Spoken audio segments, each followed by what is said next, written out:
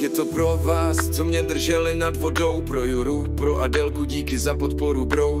Začal jsem na dně, teď stavím základy, makám na snech, už žádný pády. Byly časy, kdy jsem neměl ani korunu, kolem jen ticho, jako bych byl bez osudu.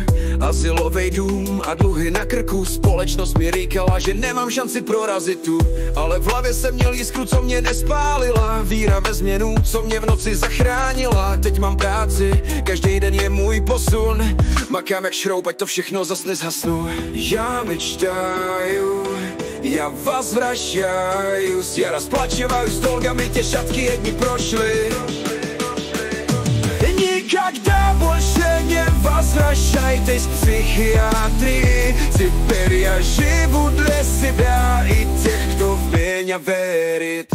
Juro, brácho, ty jsi mi byl vždycky štít ve chvílích, kdy se zdálo, že nemám kam jít. Upřímnost a helita, to je tvůj styl. Jsem vděčný, že jsi tu byl, když každej zdrhnul pryč. Adelko, ty jsi moje světlo v temnotách, s tebou po boku zvládám každý pád. Polibky u kříže mi dali nový směr, teď vidím budoucnost, už nejenom trest. Já mečtaju, já vás vrašaju, já rozplačevaju s dolgami, tě šatky dní prošly.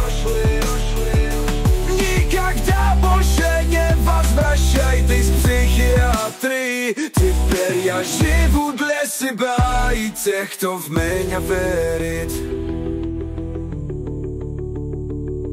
Každý krok před mě posouvá blíž k cíli, kde klid a jistota leží. Už žádný výmluvy, teď je to můj svět.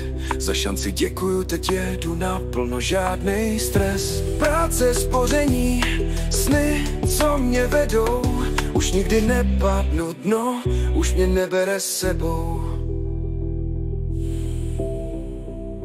Já jdu další, spasibo, что поддержали. Юра, Аделка, вы мой король. Снизу вверх, теперь я пишу историю. Рядом с тобой я напишу славу.